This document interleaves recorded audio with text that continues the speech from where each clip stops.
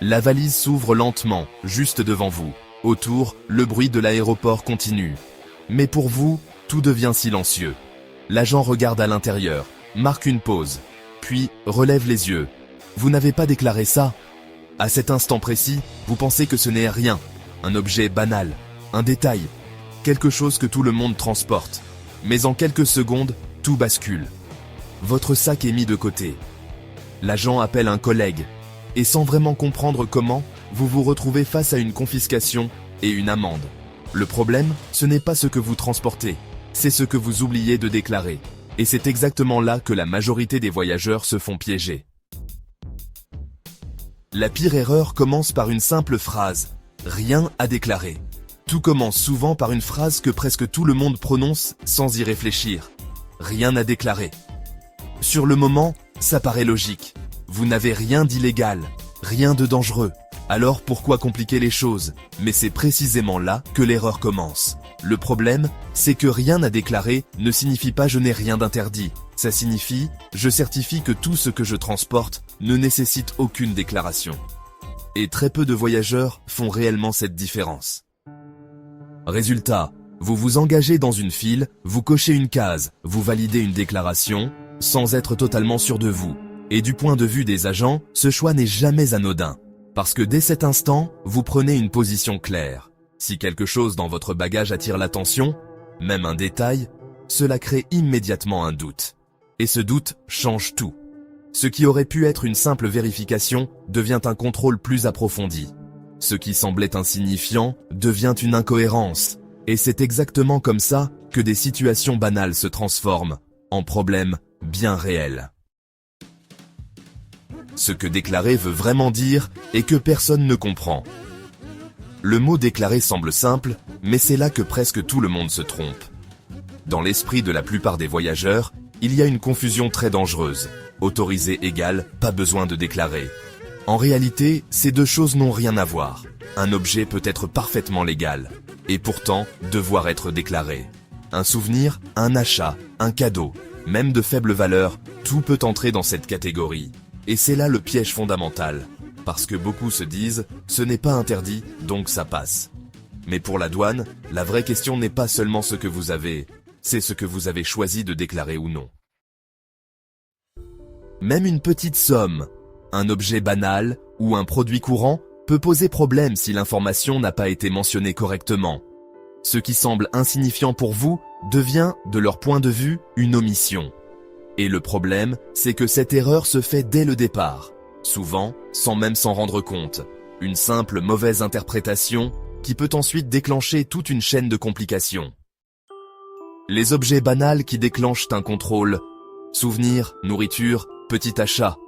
C'est souvent là que tout bascule, avec des objets que vous considérez comme totalement anodins. Un petit souvenir acheté à la dernière minute, un paquet de spécialités locales pour la famille, ou simplement un achat sans grande valeur glissé dans votre bagage. Rien d'exceptionnel, rien qui attire l'attention. Du moins, c'est ce que vous pensez. Mais pour les agents, ce sont justement ces objets banals qui déclenchent le plus de contrôle. Parce qu'ils savent que c'est là que les voyageurs baissent leur vigilance. Un aliment oublié au fond d'un sac, un produit artisanal dont la composition n'est pas claire, un objet acheté sans réfléchir aux règles d'importation. Et soudain, votre bagage passe au scanner, puis est mis de côté. Le problème, c'est que ces situations sont extrêmement fréquentes. Tellement fréquentes que les contrôles sont souvent basés sur ce type de profil. Et à ce moment-là, vous réalisez quelque chose d'inconfortable. Vous n'avez rien fait de grave, mais vous n'êtes plus sûr d'avoir tout fait correctement. Et c'est exactement ce doute qui ouvre la porte à un contrôle plus poussé. Avec l'argent liquide, l'ambiance change immédiatement. Jusqu'ici, tout semblait encore gérable. Mais dès qu'il était question de cash, le niveau de vigilance monte d'un cran. Il existe un seuil précis, souvent autour de 10 000 € ou son équivalent, au-delà duquel une déclaration est obligatoire. Et ce que beaucoup ignorent, c'est que ce montant ne concerne pas seulement les billets. Chèques, mandats, certains instruments de paiement, tout peut entrer dans ce calcul. Mais le plus piégeux, ce n'est pas le seuil en lui-même, c'est le comportement. Les agents ne regardent pas uniquement ce que vous transportez, ils observent aussi votre attitude. Une hésitation, une réponse floue, un regard qui évite. Et le doute s'installe. Et à partir de là, tout peut s'accélérer. Une simple question devient une série de vérifications. Un passage rapide se transforme en inspection détaillée. Parce qu'avec l'argent liquide, la logique est différente. On ne cherche pas seulement une erreur, on cherche une intention. Et c'est ce qui rend cette situation beaucoup plus sensible que toutes les autres. Duty free, le piège marketing. Le duty free donne une impression de liberté totale. Vous êtes à l'aéroport, tout semble officiel, encadré, presque autorisé par défaut. Les prix sont affichés sans taxe, les vendeurs rassurent, et tout est fait pour que vous pensiez. Si c'est vendu ici, c'est que je peux passer sans problème. Et c'est exactement là que le piège se referme. Duty free ne veut pas dire libre de toute déclaration. Ça signifie simplement que vous n'avez pas payé certaines taxes à l'achat. Pas que vous êtes dispensé des règles à l'arrivée. Ce que beaucoup ne réalisent pas, c'est que ces achats restent soumis à des limites. En quantité, en valeur, parfois même en nature selon le pays. Résultat, vous arrivez confiant, vos sacs bien fermés, et pourtant, quelque chose cloche. L'agent voit un volume, une accumulation, ou un type de produit qui attire l'attention. Et soudain, ce qui ressemblait à une bonne affaire devient un problème. Taxes à payer, explications à donner, parfois même des pénalités. Parce qu'au final, le duty free ne vous protège pas. Il vous donne juste l'illusion que tout est plus simple. Les cadeaux, le piège émotionnel. Les cadeaux, c'est souvent ce qu'on prépare avec le plus de bonne intention. Et pourtant, c'est là que beaucoup se font piéger. Vous pensez à vos proches. Vous choisissez quelque chose avec soin. Parfois même, vous gardez les étiquettes, les emballages. Parce que ça compte. Et dans votre tête, c'est clair, ce n'est pas pour moi, donc ça ne devrait pas poser de problème. Mais à la douane, cette logique ne tient pas. Un cadeau reste un objet que vous transportez. Et à ce titre, il doit être déclaré comme n'importe quel autre. Ce que beaucoup ne réalisent pas, c'est que la valeur totale est prise en compte. Peu importe que ce soit pour offrir, partager ou faire plaisir. Et c'est là que le malaise commence. L'agent vous demande ce que c'est. Combien ça vaut? Pourquoi vous ne l'avez pas déclaré? Et d'un geste simple, quelque chose de personnel devient une situation administrative. Dans certains cas, vous devez payer des taxes. Dans d'autres, on vous explique que vous avez commis une omission. Parce qu'à la douane, l'intention ne change rien. Seuls les faits. Et les déclarations comptent. Nourriture, l'erreur la plus fréquente et la plus sanctionnée. Tout commence de façon innocente. Un sandwich pour le vol. Quelques spécialités locales. Un produit fait maison qu'on veut partager. Rien de dangereux en apparence. Mais à la douane, la logique est complètement différente. Certains aliments sont strictement contrôlés, voire interdits. Viande, produits laitiers, fruits, graines, même en petite quantité. Et le problème, c'est que beaucoup de voyageurs ne pensent même pas à les déclarer. Le sac passe au scanner. Et immédiatement, quelque chose attire l'attention. On vous demande d'ouvrir. L'agent sort l'objet, le regarde, puis le met de côté, sans discussion. Dans la plupart des cas, c'est une confiscation immédiate. Parfois, cela va plus loin. Amende, avertissement ou contrôle renforcé. Parce que derrière un simple aliment, il y a un enjeu sanitaire majeur. Et c'est là que la surprise est totale. Vous pensiez transporter quelque chose d'inoffensif, mais pour les autorités, c'est potentiellement un risque. Et en quelques secondes, votre petit encas devient une vraie complication. Ce que vous transportez pour quelqu'un d'autre, c'est une situation plus courante qu'on ne le pense. Quelqu'un vous demande un service, un ami, un collègue, un membre de la famille. Tu peux prendre ça dans ta valise? Sur le moment, ça semble anodin. Un petit paquet, déjà emballé, parfois même fermé. Et par politesse, vous acceptez. Mais à la douane, cette décision peut devenir un vrai problème.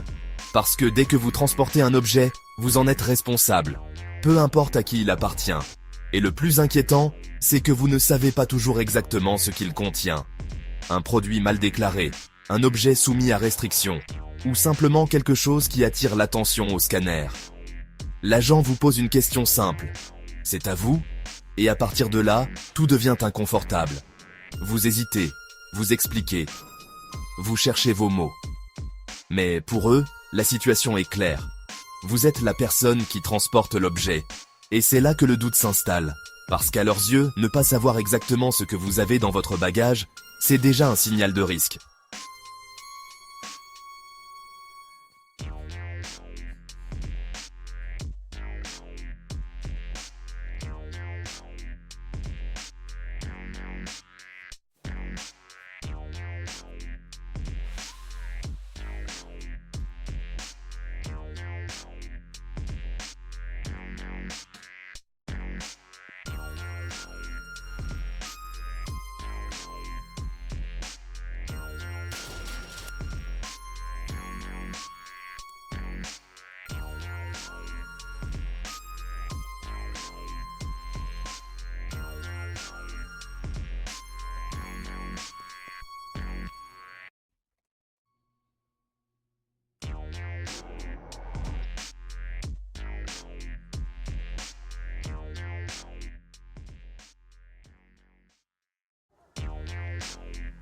C'est l'une des erreurs les plus invisibles.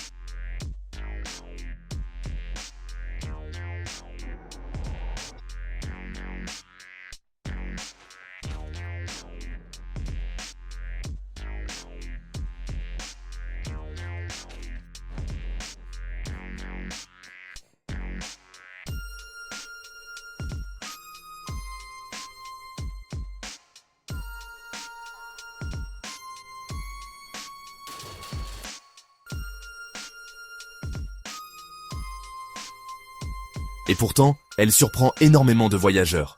Vous partez avec un objet personnel, un téléphone, une montre, un appareil, rien de particulier. Puis, pendant votre voyage, vous le faites réparer ou modifier. Un écran changé, une pièce remplacée, un ajustement rapide. Et au moment de rentrer, vous n'y pensez même plus. Après tout, c'est votre objet. Vous l'aviez déjà avant de partir. Donc, aucun problème, non? C'est là que la confusion se crée.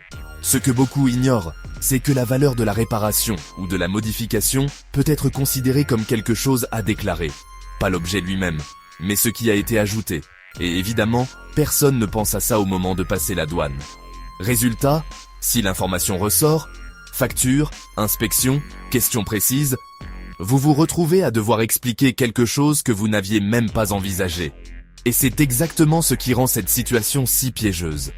Parce qu'il ne s'agit pas d'un oubli évident, mais d'un détail que presque personne ne voit venir. Déclaration digitale, rapide, mais dangereuse. Aujourd'hui, tout va plus vite. Bornes automatiques, formulaires numériques, applications, la déclaration se fait en quelques clics. Et c'est justement ce qui la rend dangereuse. Vous avancez rapidement, vous scannez votre passeport, vous répondez aux questions, souvent sans vraiment y réfléchir. Oui. Non. Suivant. Tout est conçu pour être fluide. Mais cette rapidité pousse à répondre de manière automatique. Le problème, c'est que chaque réponse a une valeur officielle. Une case cochée trop vite. Une question mal comprise. Et sans vous en rendre compte, vous venez de faire une fausse déclaration. Et contrairement à ce que beaucoup pensent, ce n'est pas juste une erreur informatique. Les informations sont enregistrées, analysées, parfois croisées avec d'autres données. Et si quelque chose ne correspond pas, scanner, bagage, comportement, vous êtes immédiatement redirigé vers un contrôle. À ce moment-là, vous ne pouvez plus revenir en arrière. Parce que tout a déjà été validé. Et c'est là que la technologie change la donne. Ce n'est plus seulement ce que vous transportez qui compte, mais ce que vous avez déclaré, noir sur blanc, en quelques secondes.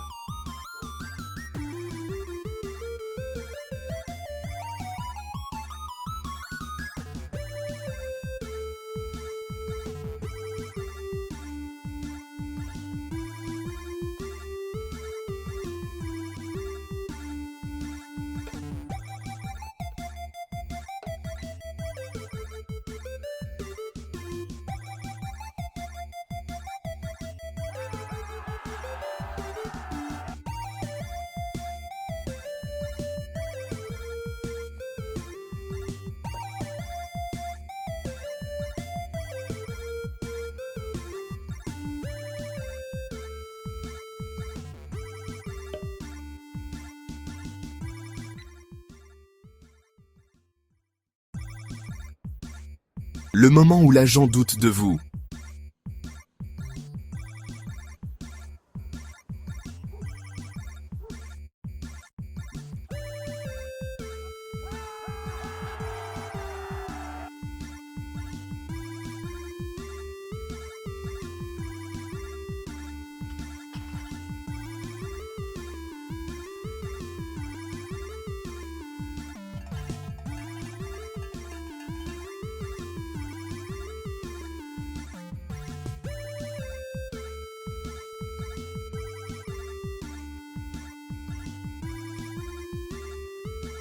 Il y a un moment très précis où tout change, et vous le sentez immédiatement. L'agent ne dit rien pendant une seconde de trop. Il regarde votre bagage, puis vous regarde vous. Et quelque chose, dans son attitude, bascule. À partir de là, ce n'est plus seulement une vérification. C'est une évaluation. Vos réponses deviennent plus importantes que vos objets. Votre ton, votre rythme, vos hésitations. Tout est observé. Une question simple arrive. Vous êtes sûr de n'avoir rien à déclarer? Et soudain, vous réfléchissez différemment. Vous cherchez dans votre mémoire, vous doutez, vous reformulez, vous ajoutez un détail que vous aviez oublié. Et c'est précisément ce type de changement qui attire l'attention. Parce que pour l'agent, ce n'est pas seulement ce que vous dites, c'est la manière dont vous le dites. Un regard qui fuit, une réponse trop rapide ou trop vague. Et le doute s'installe. À partir de ce moment-là, même un détail insignifiant peut suffire à faire basculer la situation vers un contrôle beaucoup plus poussé. Puis tout s'enchaîne très vite. On vous demande de suivre un agent. Vous quittez la file principale, les autres passagers continuent, et vous entrez dans une zone à part. Le contrôle secondaire. Ici, l'ambiance est différente. Plus calme, mais beaucoup plus lourde. Votre bagage est posé sur une table, ouvert entièrement. Chaque compartiment est inspecté. Rien n'est laissé au hasard. Les questions deviennent plus précises. D'où viennent ces objets? Combien valent-ils? Pourquoi ne pas les avoir déclarés? Et à ce moment-là, vous réalisez que vous n'êtes plus dans une simple vérification. Chaque réponse compte, chaque détail est noté, le temps s'étire. Vous perdez la notion des minutes, votre vol, votre correspondance, tout devient incertain. Et surtout, vous ne savez pas jusqu'où cela peut aller. Parce qu'ici, une simple omission peut être interprétée autrement. C'est le point de bascule. Là où une petite erreur, faite sans y penser, peut se transformer en une situation bien plus sérieuse que prévu.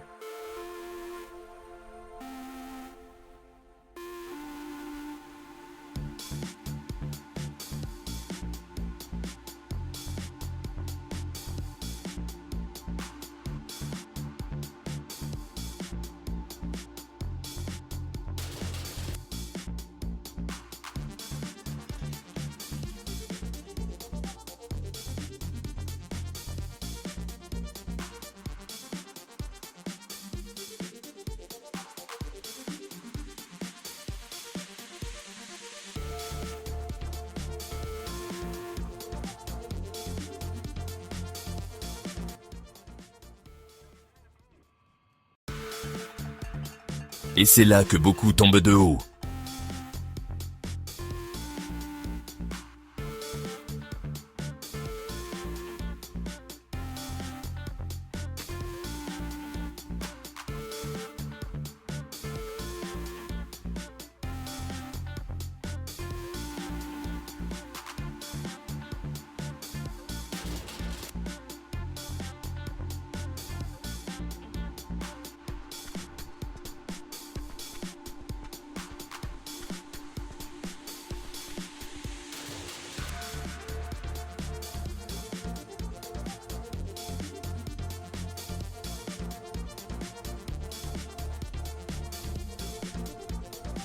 Parce que dans l'esprit de la plupart des voyageurs, il existe une idée rassurante.